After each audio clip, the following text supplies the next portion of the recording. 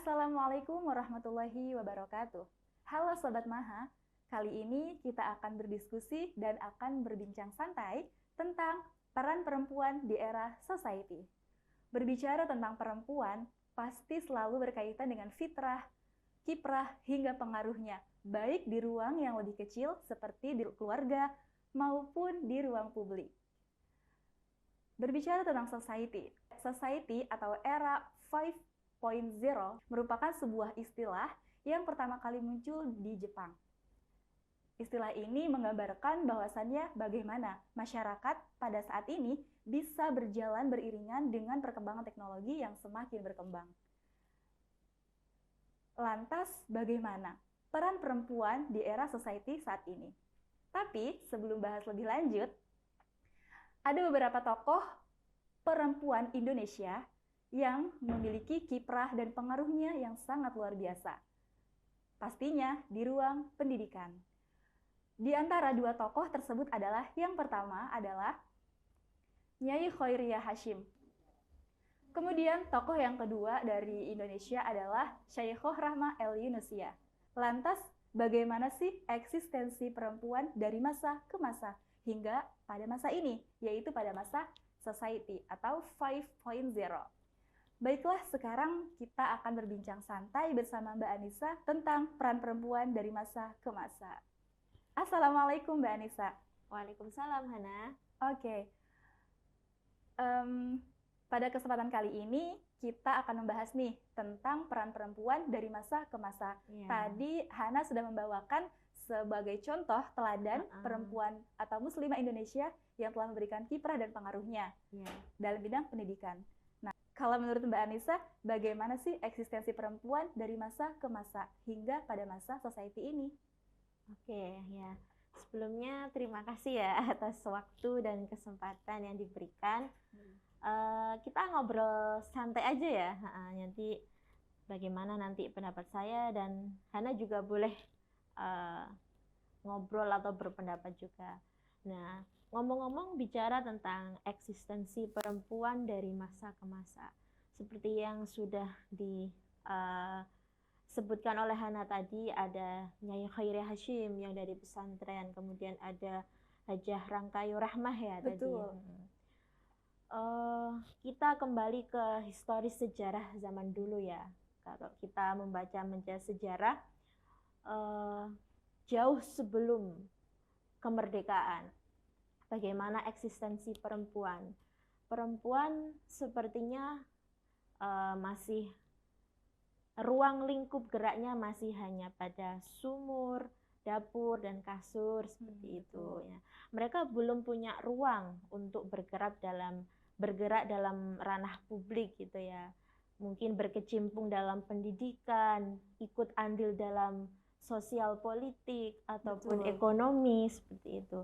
Tapi pada waktu itu kita punya tokoh perempuan hebat yang mau untuk memperjuangkan itu, ya kan? Kita punya Raden Ajeng Kartini yang beliau, Masya Allah hebatnya ya, beliau sangat memperjuangkan emansipasi wanita. Betul. Atau emansipasi perempuan, bagaimana perempuan nanti bisa mempunyai hak yang setara. Artinya apa? Artinya perempuan juga punya ruang untuk ikut serta dalam ranah sosial itu, berkecimpung dalam sosial, politik, pendidikan, dan lain-lain gitu.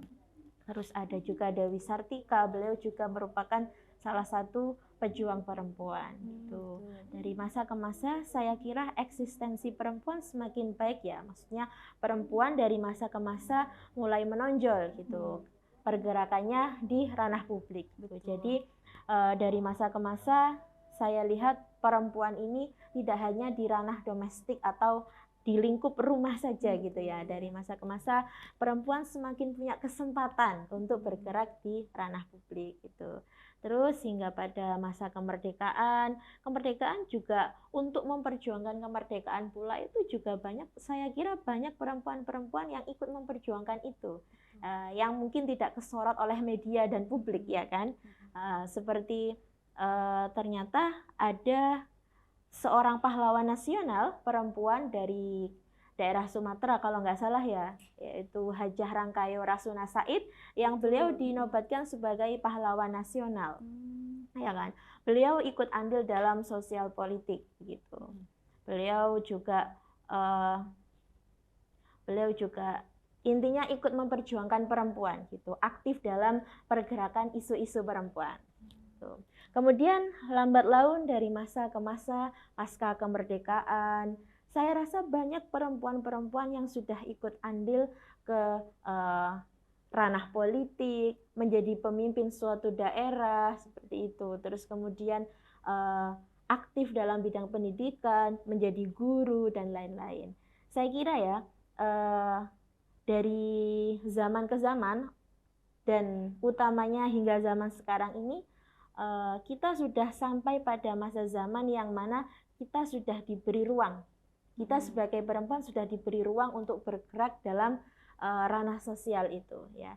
Kita sudah disediakan pendidikan, ya kan. Kita sudah boleh untuk ikut andil dalam pendidikan, aktif dalam pendidikan, atau mungkin aktif dalam usaha atau ranah ekonomi, ya. Itu sangat hal yang benar-benar patut kita syukuri sebenarnya, ya kan. Jadi otomatis jawabannya adalah eksistensi dari masa ke masa. Semakin masa ini lambat laun hingga kita mencapai pada era society 5.0 atau era digitalisasi, ya intinya. Saya kira eksistensi perempuan benar-benar sudah kelihatan sekarang, ya kan. Kita lihat zaman sekarang sudah banyak perempuan-perempuan yang menjadi pemimpin daerah, pemimpin ibu kota, atau bahkan pemimpin provinsi dan menteri-menteri yang ikut memperjuangkan negara ini. Betul. Tidak hanya dalam hal politik, perempuan juga ada yang menjadi dosen, ada yang menjadi profesor, bahkan itu saya lihat Masya Allah sekali. Intinya perempuan-perempuan sekarang sudah semakin hebat, dan beliau-beliau para perempuan yang sudah berkiprah itu adalah beliau-beliau yang mampu untuk mengusahakan adanya peluang untuk perempuan itu bisa berkiprah, gitu sih. Jadi semakin zaman, insya Allah perempuan semakin punya peluang dan semakin kelihatan di ranah publik. Bentar ya. Kalau menurut Hana, bagaimana? Betul banget Mbak Anissa. Salah satu contoh sederhananya adalah organisasi Muslimah NU. Organisasi ini merupakan sebuah kumpulan muslimah, kumpulan para perempuan yang ingin mengekspresikan perannya maupun kiprahnya di bidang sosial. Organisasi ini didirikan pada tahun 1946 di Purwokerto. Ini menjadi sebuah bukti bahwasannya perempuan bisa memberikan peran dan kiprahnya di ranah publik atau ranah sosial dengan tetap memegang teguh pendiriannya sebagai seorang perempuan pastinya, ya. Jadi intinya dari zaman yang ada ini, di zaman sekarang ini, kita sudah melihat bukti nyata bahwasanya eksistensi perempuan itu semakin terlihat. Begitu ya. Oke Mbak Anissa, kalau misalnya kita berbicara tentang era society atau era digital saat ini, kalau ada pertanyaan, lantas mengapa sih perempuan itu harus memberikan perannya? Mengapa sih perempuan itu harus bisa memberikan kontribusi sehingga kemudian perempuan ini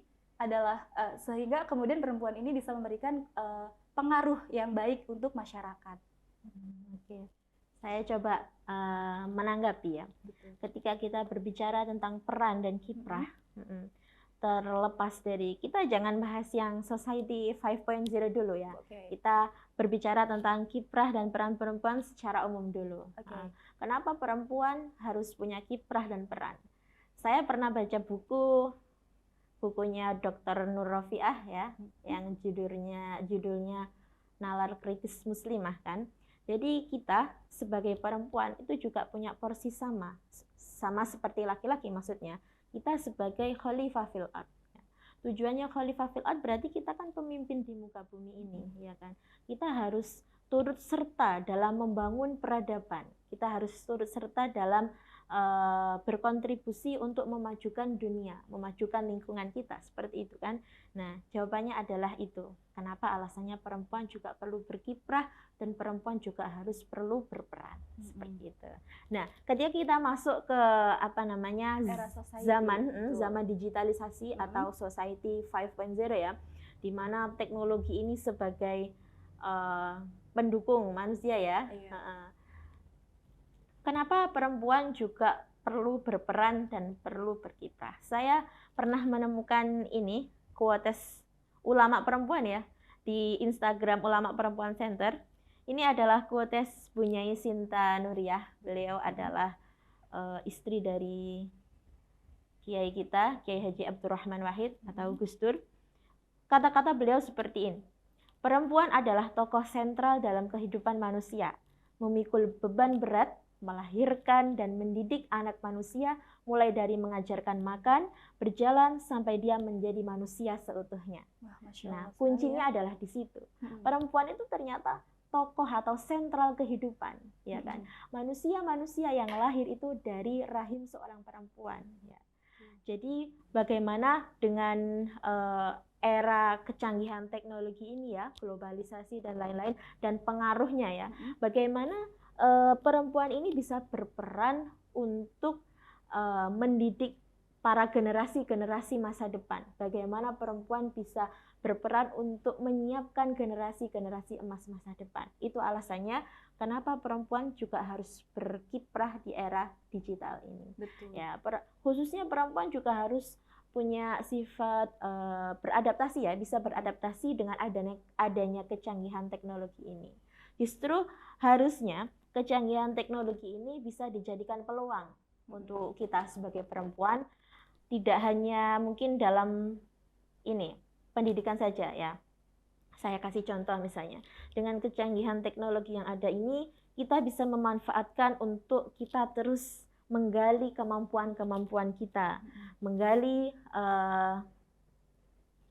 di era digitalisasi ini tentunya kita harus mampu untuk menjadikan kecanggihan teknologi untuk menggali kemampuan-kemampuan kita, bakat-bakat kita dalam hal pendidikan yang nantinya pendidikan ini sebagai bekal utama kita sebagai perempuan untuk nanti mendidik anak-anak kita seperti itu. Ya, saya kira itu sih alasannya perempuan juga harus berkiprah dan perempuan utamanya di era society ini gitu. Kita harus bisa beradaptasi dengan adanya kecanggihan teknologi ini. Bagaimana teknologi ini bisa menjadi peluang, justru membantu kita untuk proses diri kita menjadi lebih baik dan menyiapkan diri kita untuk mendidik anak-anak kita kelak. Seperti itu, saya kira. Dan nantinya mungkin tidak hanya di ranah domestik saja ya, nanti juga di ekonomi, kemudian sosial politik dan lain-lain. Oke, berbicara tentang peluang pasti beriringan dengan tantangan nih Mbak Anissa. Kemudian apa sih yang menjadi tantangan perempuan di era society ini? Kalau tantangan perempuan ya, menurut saya tantangan perempuan di era society ini dengan kecanggihan teknologi, media sosial dan lain-lain, mungkin pertama kita harus bisa memilah dan memilih ya dalam membaca atau menggunakan teknologi itu sendiri. Dan kayaknya juga nantinya arahnya saya sendiri mungkin yang merasakan ya, dengan di era sekarang ini sepertinya kok perempuan, ya saya tidak menilai perempuan secara umum ya, dari saya sendiri yang saya rasakan di era digital ini, jangan sampai kita terlena oleh canggihan teknologi yang ada ya, malah jadi peluang. Tadi saya katakan teknologi harus jadi peluang dan sebagai alat bantu untuk kita menggali kemampuan kita dan memperbaiki kualitas diri kita gitu. Jangan sampai teknologi malah membuat diri kita terlena ya kan, malah tidak digunakan untuk hal-hal yang bermanfaat dan lain-lain seperti itu gitu. Kalau menurut sampean bagaimana? Iya, kalau menurut saya teknologi ini merupakan sebuah peluang besar ya. Kalau menurut saya teknologi yang sekarang ada ini menjadi sebuah peluang besar untuk perempuan menyalurkan aspirasinya, menyalurkan ekspresinya, bakat, potensi, dan juga sebagai jembatan paling mudah untuk bisa mencari ataupun belajar lebih banyak lagi. Misalnya seorang ibu rumah tangga bisa nih menjadi seorang pebisnis melalui handphone atau laptopnya yang bisa digunakan untuk sebagai media berbisnis contohnya gitu. Jadi kan tidak sampai menguras waktu banyak ya untuk di luar rumah bekerja. Tapi sekarang ibu rumah tangga bisa menghasilkan menghasilkan uang, menghasilkan banyak manfaat dari handphone yang dia gunakan. Itu salah satu keuntungan besar ya yang bisa kita gunakan. Terus tantangannya apa sih? Tantangannya adalah kalau menurut saya Mbak Anissa, salah satu tantangannya itu ketika perempuan itu tidak memiliki pendirian yang kuat. Betul. Terus dia dibenturkan oleh adanya perkembangan zaman sehingga membuat dia itu terlena. Sebagai contoh negatifnya ya, misalnya seorang perempuan yang menggunakan teknologi, misalnya seorang ibu yang menggunakan teknologi tapi dia tidak bisa menggunakan secara bijak, akhirnya dia menggunakan hal itu menjadi hal-hal yang negatif. Contohnya seperti itu. Kemudian Mbak Anissa, balik lagi nih ke pembahasan tentang peran perempuan. Kita tadi sudah bahas banyak ya tentang perempuan dari masa ke masa, kemudian eksistensi perempuan sendiri itu kenapa sih harus kita harus punya perempuan kenapa sih kita harus punya peran, punya kontribusi di era society ini. Betul. Dan kalau ada pertanyaan kayak gini Mbak Anissa misalnya, bagaimana menjadi perempuan yang produktif, menjadi perempuan yang bisa memanfaatkan waktunya untuk hal-hal yang bermanfaat, terutama di usia muda nih. Seperti itu.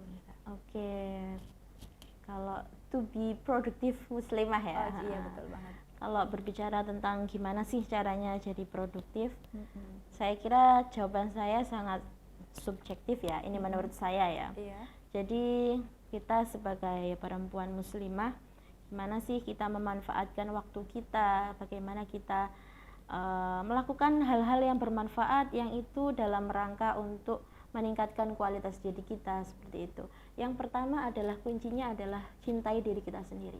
Karena kalau berangkat dari cintai diri kita sendiri, nanti pasti kita di tengah kita gimana sih caranya aku bisa jadi produktif, tapi di sisi lain kita tidak akan melupakan ada hak-hak diri kita yang harus kita penuhi. Gitu.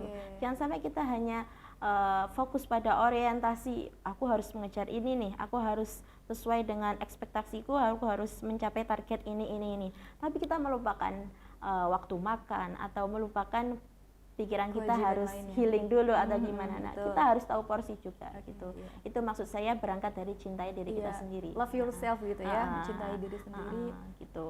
Kemudian cintai diri kita sendiri dulu. Kemudian amati kira-kira potensi diri kita itu dalam bidang apa. Kenali diri kita. Kenali diri kita. Kira-kira aku ini bakatnya di apa sih gitu. Terus ya sudah, manfaatkan berangkat dari apa sih kira-kira potensi diri kita, berangkat dari situ, nanti perdalam itu dengan ya tadi kembali ke kecanggihan teknologi yang ada ini, gunakan sebagai alat bantu untuk menggali itu, seperti itu. Lakukan hal-hal yang bermanfaat, hal-hal yang menurut kita itu nanti bisa menjadi bekal kehidupan kita di masa depan ya.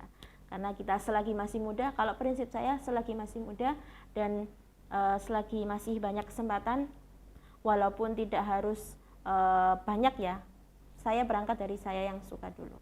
Saya suka apa, bidang apa, dan selama itu baik, oke, saya akan mengembangkan dalam bidang ini gitu. Dan jangan pernah bandingkan diri kita dengan perjalanan atau proses orang lain. Karena proses setiap orang itu beda-beda ya. Nah, ini juga sih mungkin kadang itu perempuan itu suka overthinking, suka aduh teman aku kok udah sampai sini ya, teman aku sudah mencapai ini ya, stop. Seperti itu. Menurut saya seperti itu ya. Mungkin saya juga pernah di masa-masa kayak gitu ya, tapi setelah saya pikir, setelah saya sadari, seperti itu malah menyiksa diri kita, iya kan? Kenapa kita harus capek-capek memikirkan hal-hal yang menyiksa diri kita sendiri gitu loh, maksudnya ya udahlah, perjalanan kita, proses kita itu masing-masing ya, kita fokus aja pada hal-hal yang menjadi capaian kita, yang menjadi tujuan kita, seperti itu. Itu sih. Dan apa ya, menurut saya kalau ingin jadi produktif itu ya tadi berangkat dari hobi, bisa jadi berangkat dari hobi juga sih. Terus jangan lupa pendidikan itu penting banget ya, pendidikan itu penting banget.